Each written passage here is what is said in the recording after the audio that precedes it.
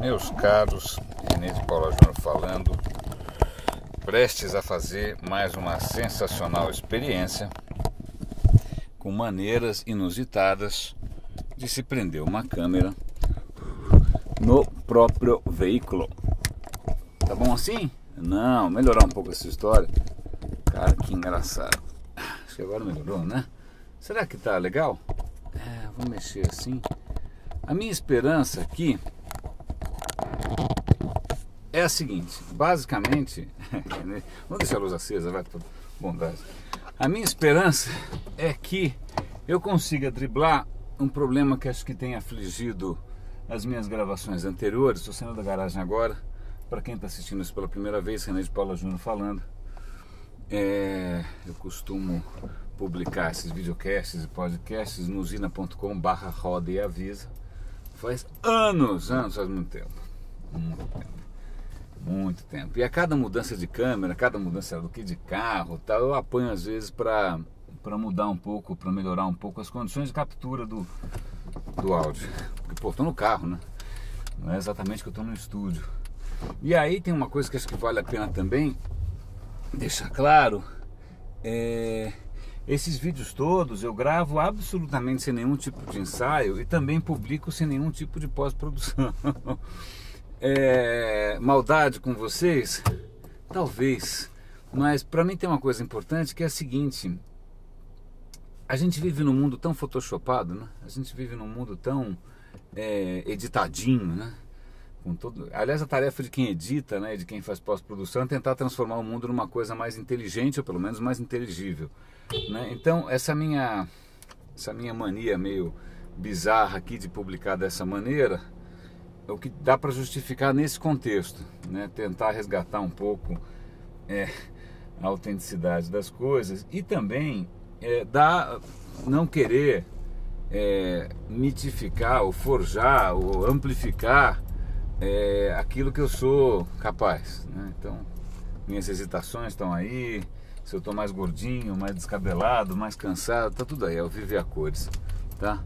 De Photoshop esse mundo tá cheio. Mas agora vamos lá, vamos à obra. Sexta-feira, o que está me movendo a compartilhar algumas reflexões com vocês hoje é uma coisa pessoal pra caramba, muito pessoal, tem a ver diretamente com essa questão de geração Y, tá? Que é um tema que tem me irritado profundamente. Acho que é bastante antiga essa questão. Então vamos lá, vamos dar uma perspectiva histórica, tá? Até vamos colocar ontem foi aniversário do Marshall McLuhan. Se você fez faculdade de comunicações, deve ter pelo menos tido que ler o xerox de um capítulo, pelo menos para saber que um dia alguém falou que o meio é a mensagem. Mas o Marshall McLuhan é um pensador fundamental para entender como a tecnologia alterou não só a comunicação, mas a maneira como a gente funciona, a sociedade e tal. Foi o cara que veio com esse papo de aldeia global. E eu publiquei no meu blog um vídeo, que está no YouTube inclusive, é um vídeo da década de 60, acho que não, 60 não, 70, por aí, em que o cara falou, olha, o mundo mudou, estamos numa geração que tem tudo instantâneo, uma geração que aperta um botão e vê o que está acontecendo no outro lado do mundo. Se você abstrair que está em branco e preto, você vai achar que é alguém falando também da geração Y. Mas na verdade é um cara na década de 60, 70, percebendo que havia uma revolução em andamento, e a revolução eram os canais eletrônicos. Tá? Então talvez isso é até legal colocar em perspectiva, né? Porque a gente fica achando que essa geração está vivendo. Na verdade a revolução, essa coisa mais global, talvez tenha vindo com a televisão mesmo, viu? Tela por tela, né? A diferença agora é que você não tem um seletor de canais, você tem um mouse, né? Mas essa questão da instantaneidade eletrônica, os caras já estavam fazendo o contraponto entre uma geração que tinha acesso ao mundo de uma maneira eletrônica, instantânea e tal, rica, né, em termos de experiência sensorial, comparando com a geração anterior dos livros. Então, se você vê hoje um cara comparando a internet com os livros, ele pulou uma etapa e ele não está sendo intelectualmente muito honesto, porque na verdade, aliás, eu lembro disso, a minha geração era um motivo de imensa preocupação para educadores, para pais, porque a gente via desenho animado, a gente via gibi, a gente fazia mil coisas ao mesmo tempo, deixava a TV ligada enquanto você tinha o rádio e via revistinha e tinha brinquedo, sei lá, tinha uma porrada de coisas que na época, que a geração anterior não tinha, né? Os caras insistiam em te dar de presente um peão de madeira, dizendo que aquilo sim que era brinquedo e não tanquinhos de guerra japoneses de controle remoto, essas coisas assim, né? Então tá, a minha geração já foi uma geração que despertou bastante preocupação, né? Ah, esses caras não vão dar em nada porque esses caras não têm imaginação e tal. Então se vocês estão achando que, né, a minha geração é uma geração especial, isso é menos. Todos somos uma geração especial. Mas não é nesse ponto que eu quero chegar, não. O que eu quero chegar numa outra questão, que aí sim é mais pessoal ainda, que é a seguinte. René de Paula Júnior, 46, logo 47, né? Nasci em 64, cresci no centro da cidade, estudei numa escola pública na Praça da República, né? Peguei algumas transformações aí, né? Peguei o impacto da ditadura na educação, peguei depois a abertura democrática, sei lá. Penso na minha avó, né? Minha avó está com 96, ela pegou a Primeira Guerra, a Segunda Guerra. Até que a minha geração, talvez a geração mais nova não consiga nem imaginar o que é passar por esse tipo de perrengue global, mas deixa pra lá. Mas eu me lembro de uma coisa curiosa, que quando eu fiz colégio particular, fiz com bolsa, na verdade, porque acho que na época meus pais não tinham tanta grana e tal, então eu consegui bolsa porque eu tinha boas notas, blá blá blá. Aí fiz colégio particular e foi meio um choque para mim, porque quem estava naquele colégio particular estava ali desde pequenininho, tá? Então era de certa maneira eu caí de paraquedas numa classe social que eu não conhecia muito bem não. E fiquei meio espantado, porque tinha muita gente bem nascida ali, né? Muito bem nascida. E cujos sonhos eram engraçados, né?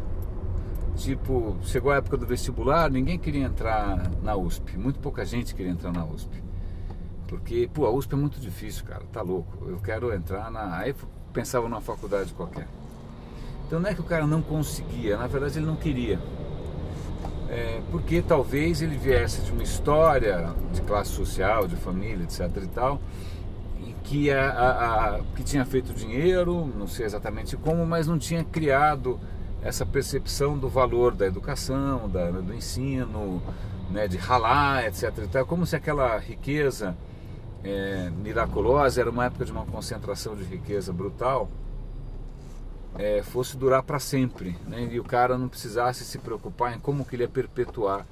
Então eu vejo muita gente da minha geração, talvez até gente um pouco mais velha, que de repente teve um berço esplêndido, cristais da Bavária, sei lá, cristal da onde, viajou pra caramba, conhece a Europa de cabeça para baixo, tal. Por quê? Porque os pais eram muito ricos, ou porque a década de 70 favoreceu muito isso, né? Muita gente fez muito dinheiro, mas o cara não foi preparado para dar continuidade a isso. Então o cara tem berço, né? Tem lá todo um repertório, mas não sabe como sustentar isso nesse mundo um pouco diferente.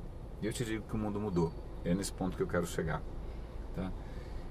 E eu acho que essa geração também se acostumou com uma coisa meio esquizofrênica, porque assim, quando você pensava em cidade, em Brasil, em gente, é mais ou menos como hoje os astrofísicos, quando fazem as contas, falam, peraí, pensando bem, fazendo as contas, aqui está faltando 90% da matéria do universo. Tudo que a gente está vendo aqui é 10%. Cadê os outros 90%?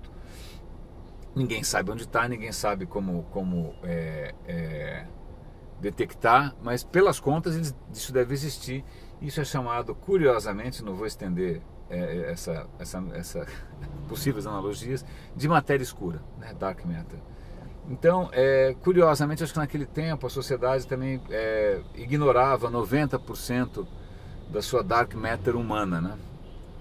Então havia dois Brasis, né? Um Brasil que conhecia Nova York muito bem, um Brasil que falava idiomas, um Brasil que conhecia a Europa com a palma da mão, mas que não sabia pegar um ônibus para ir até a Praça da Sé, né?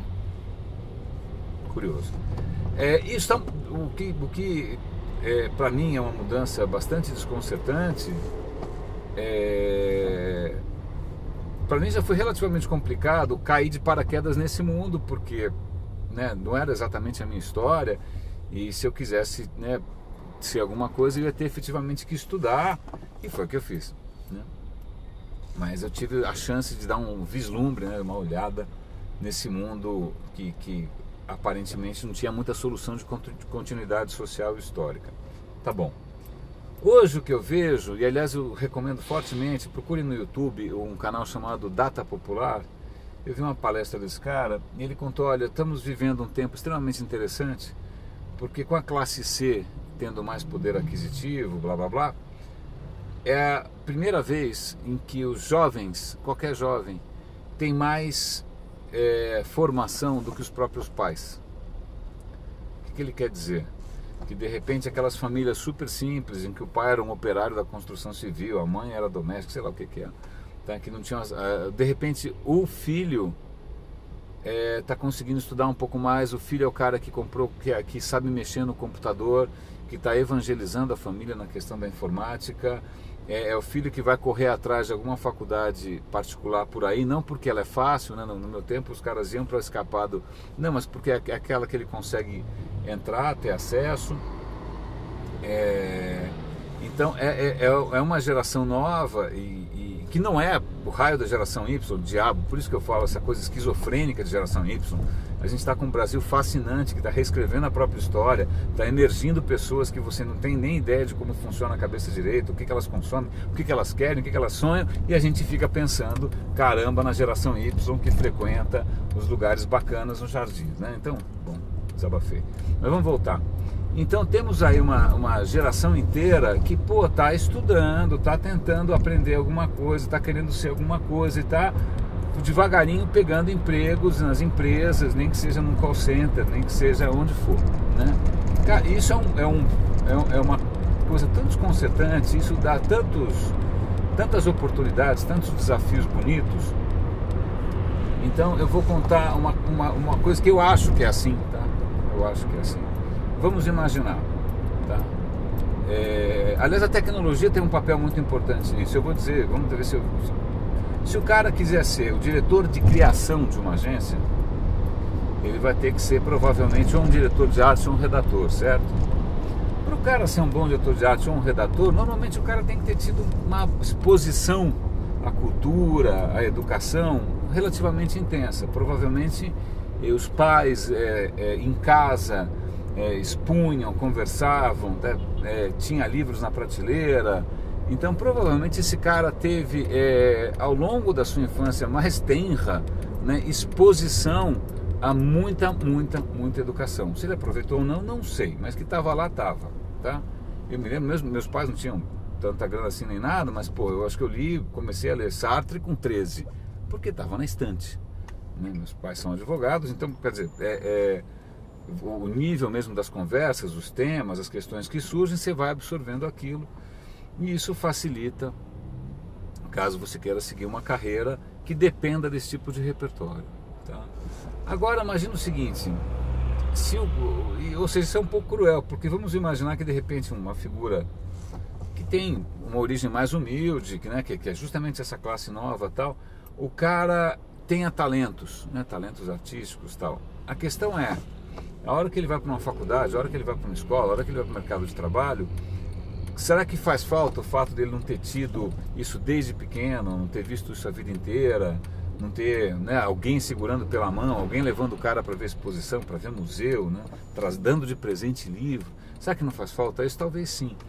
Curiosamente, nesse sentido, tecnologia acaba sendo, eu acho, uma ferramenta de inclusão social interessantíssima, porque independente da bagagem do cara, independente de se o cara tiver talento para a questão técnica, para a questão exata, é só ele basicamente se aplicar, estudar, né? A qualquer momento ele pode pegar lá, começar a estudar linguagem de programação, sair brincando, sair mexendo, independente se quando era moleque levaram ele no museu ou não, ou se alguém tocava Mozart quando ele era bebê, né?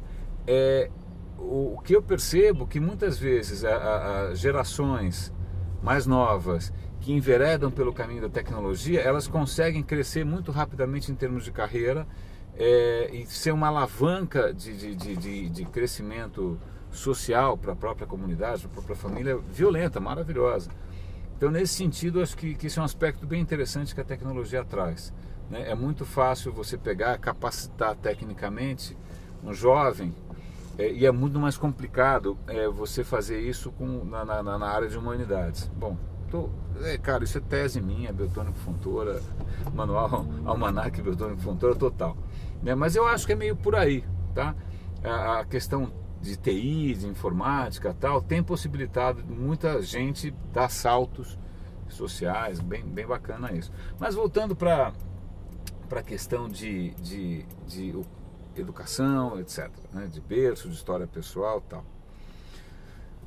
Vamos imaginar que agora a gente tem uma geração gigante aí, enorme, de gente que quer crescer, que quer consumir, que quer fazer parte, percebe que agora pode, que agora tem acesso, compra o seu computador pela primeira vez, compra o seu smartphone pela primeira vez, né, consegue lá entrar numa faculdade particular, estudar de noite, estudar de madrugada. Meu, esses caras estão ralando mais do que a minha geração ralou.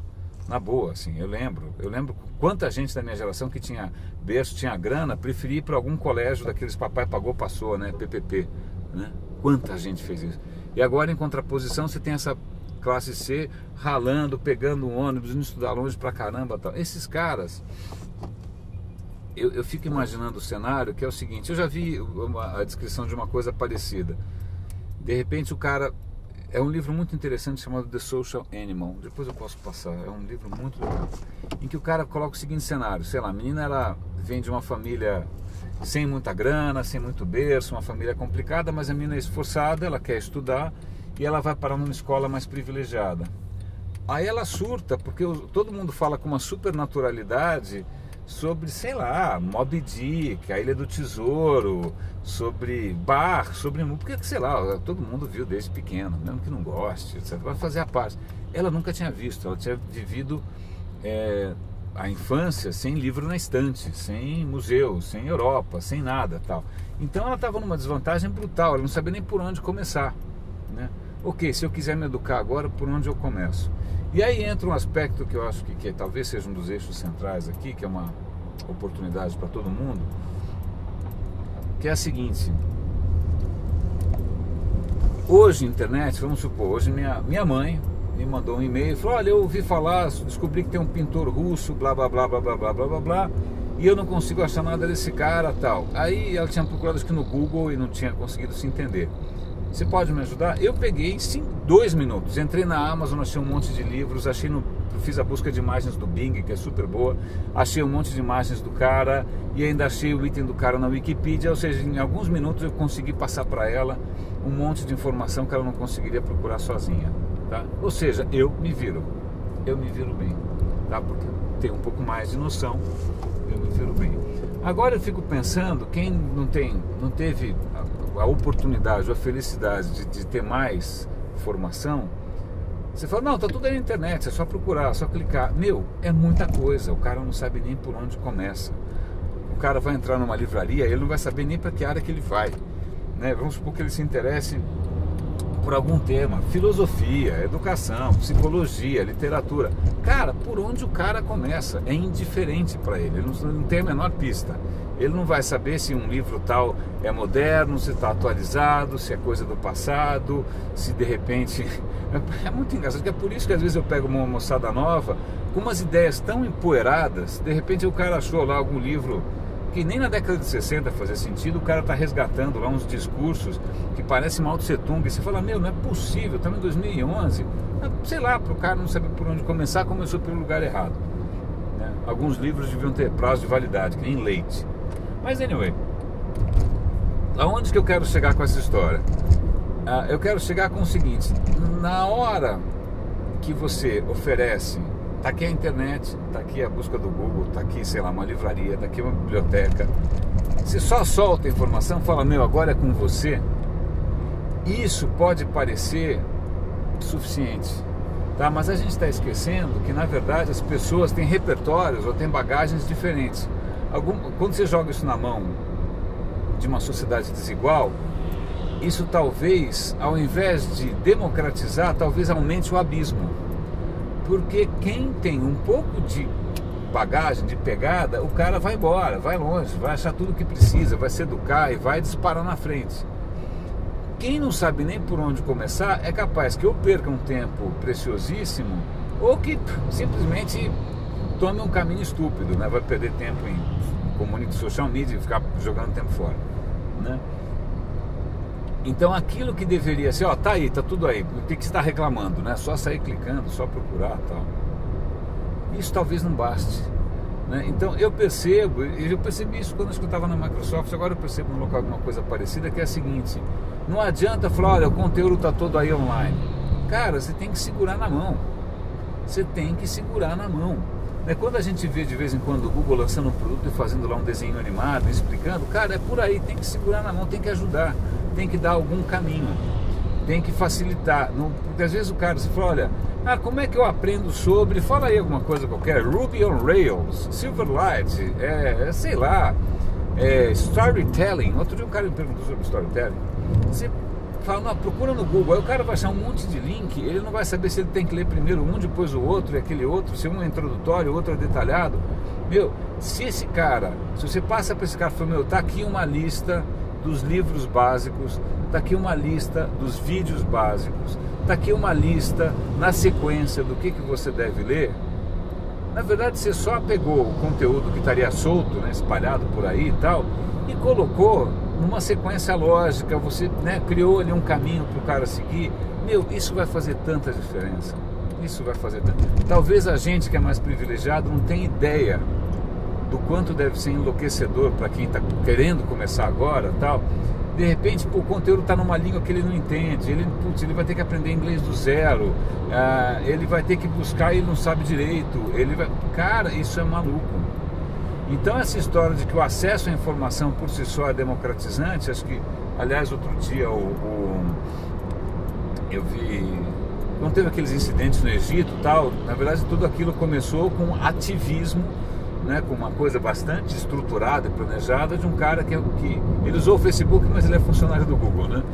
E o cara é meio ingênuo e falou assim, não, para você libertar um país, basta dar internet para ele. Eu falei, santa, vai nessa. Então se fosse assim, 15 anos depois, desculpa, a gente estava na Bélgica.